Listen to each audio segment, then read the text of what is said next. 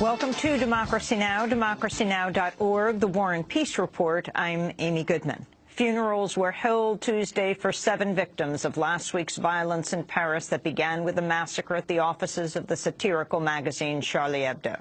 3 police officers killed in the attacks were laid to rest in France, while 4 Jews slain in the siege of the kosher supermarket were buried in Israel. The French parliament paid tribute to the victims with a moment of silence that spontaneously turned into a singing of France's national anthem. French lawmakers also overwhelmingly backed an extension of their government's role in the U.S.-led bombing of ISIS. The vote was 488 to 1. The Yemen-based group al-Qaeda in the Arabian Peninsula has issued a new statement claiming responsibility for the Charlie Hebdo massacre. In a video posted online, a top AQAP commander, Nasser bin Ali al-Ansi, said the organization financed and planned the attack. As for the Blessed Battle of Paris, we in the organization of Qa'idatul Jihad in the Arabian Peninsula claim responsibility for this operation as vengeance for the messenger of Allah.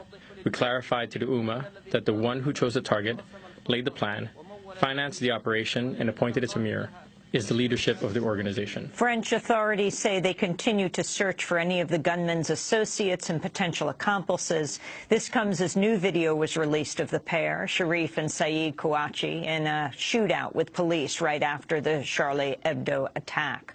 One of them says they avenged the Prophet Muhammad and shouts the name of al-Qaeda in Yemen.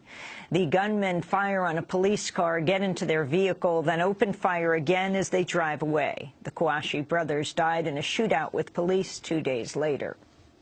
Charlie Hebdo, meanwhile, has just published its first issue since the attacks. The cover features the Prophet Muhammad holding a sign that reads, Je suis Charlie, or I am Charlie, with the headline, All is Forgiven. At an emotional news conference Tuesday, the cartoonist who drew the cover, Ronald Lussier, known as Luz, explains its creation. Then there was nothing else but that, this idea of drawing Muhammad. I am Charlie. And I looked at him. He was crying. And over it I wrote, All is forgiven. I cried, and it was the front page. We had found the front page. We had at last found this damned front page. And it was our front page, not the one the world wanted us to do, but the one that we wanted to do. It wasn't the front page that the terrorists wanted us to do, because there isn't a terrorist in there. There's just a man crying, a character crying. It's Muhammad. I'm sorry, we drew him again, but the Muhammad we drew is a man crying above all. North Korea has offered direct talks with the U.S. to resolve an impasse over the regime's nuclear tests and American military drills on its border. The Obama administration has dismissed a North Korean offer to freeze nuclear testing if annual U.S. military drills with South Korea were also suspended. Speaking at the UN, North Korea's Deputy Ambassador An Wong-hun urged the U.S. to take its offer seriously. This year, we propose to the United States that the United States should at least this year temporarily suspend military exercises.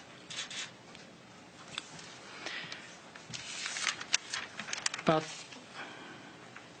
the United States administration responded by saying that military exercises are different, a separate issue from the nuclear test issue. In other words, they do not want to accept our proposal. North Korea has been hit with international sanctions for 3 nuclear tests since 2006. The U.S. says it's open to talks in general, but won't link its annual South Korea war games to North Korea's nuclear tests. The news of North Korea's offer came hours after U.S. officials warned of new sanctions in retaliation for the cyber attack on Sony, which the Obama administration blames on the North Korean regime. North Korea has denied involvement, asking the U.S. to provide proof and offered a joint inquiry, which the U.S. has rejected. President Obama hosted top Republican leaders, including House Speaker John Boehner and new Senate Majority Leader Mitch McConnell, at the White House Tuesday for a meeting aimed at finding common ground. Obama said he expects to work with Republicans on issues including cybersecurity and trade. I think we agree that this is an area where we can work hard together, get some legislation done, and make sure that we are much more effective in protecting the American people from these kinds of cyber attacks. I think that there's going to be opportunities for us to work together on trade. There's going to be opportunities for us to work together on simplifying the tax system and making sure everybody's paying their fair share.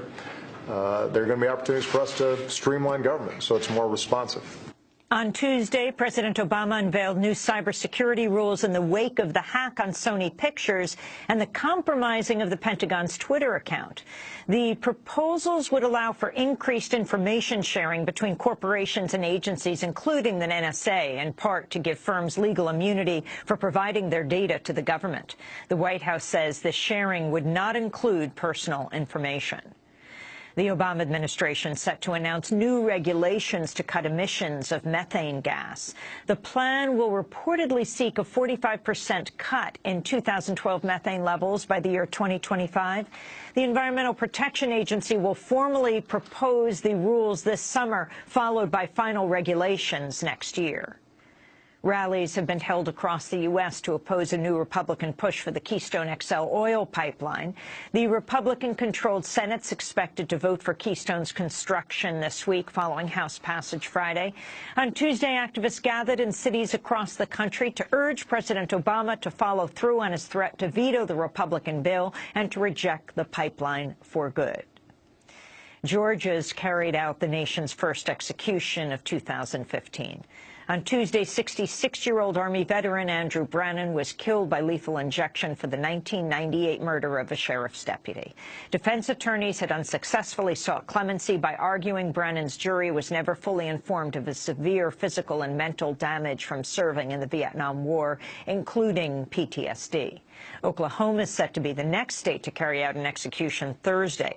It'll be the first time Oklahoma attempts to kill a prisoner since botching a lethal injection in April.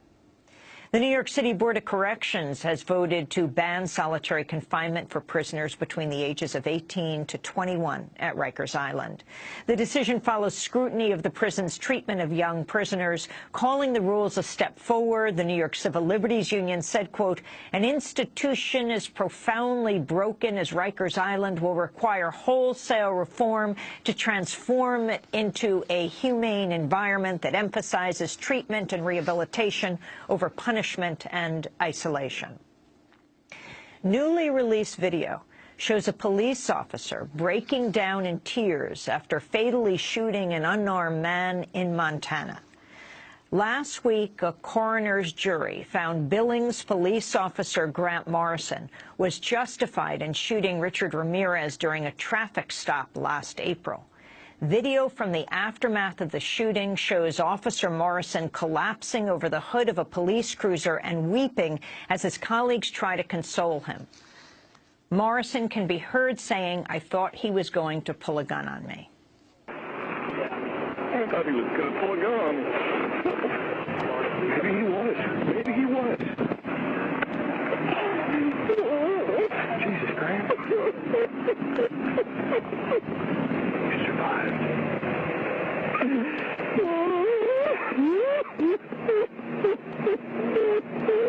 Got you. Police say the man Morrison shot, Richard Ramirez, was high on methamphetamine and reached for his waistband after Morrison pulled over a car he was riding in. Ramirez did not have a gun. A federal appeals court has heard from civil rights groups seeking to reinstate a lawsuit against the New York Police Department's secret surveillance of Muslims and Arabs in neighboring New Jersey. District Judge William Martini dismissed the suit in February, saying the program's main harm came not from the anti-Muslim surveillance itself, but from the Associated Press's exposure of it. Speaking outside the appellate court in Philadelphia, attorney Bahar Azmi of the Center for Constitutional Rights said the surveillance was unconstitutional because it focused on religion, nationality, and race. The police have tools to deal with law enforcement problems, but they can't rely on race or religion or or to assume that people who are more religious are more dangerous, which is what undergirds the entirety of the NYPD's program. Religious profiling is just as illegal as racial profiling. And at the Center for Constitutional Rights, we fought against racial profiling and challenged and defeated the city's unconstitutional stop and frisk practices. And we aim to do the same here with respect to the city's unconstitutional Muslim spying practices. A bartender at an Ohio country club has been indicted for an alleged plot to kill House Speaker John Boehner. Michael Robert Hoyt has reportedly served drinks to Boehner at the Wetherington Country Club over the course of 5 years. Hoyt appears to suffer from mental issues, having blamed Boehner for his recent firing and accusing him of being responsible for the spread of Ebola. Police found weapons and ammunition in his home. And in a follow-up to coverage on Democracy Now! Over the past few days, the news network CNN has been given some direct on-air criticism of its use of so-called terrorism experts for discussion of violent attacks like the Charlie Hebdo massacre. Speaking to CNN, The Intercept's Jeremy Scahill was asked about his comments during a Democracy Now! Interview Monday, in which he criticized corporate media coverage of the attack's aftermath. Scahill called out CNN and other networks for using pundits he said have no right to call themselves terrorism experts. CNN and MSNBC and Fox are engaging in the terrorism expert industrial complex, where you have people on as paid analysts that are largely frauds who have made a lot of money off of portraying themselves as terror experts and have no actual on-the-ground experience. Some of your paid analysts that you have on this network or other networks basically are just making money off of the claim that they're experts on terrorism and really don't have the scholarly background or on-the-ground experience to justify being on your network or any other network. You can go to our website, democracynow.org, for our interview with Jeremy Scahill on Monday's broadcast and our follow-up interview with The Intercept's Glenn Greenwald from Tuesday on so-called terrorism experts.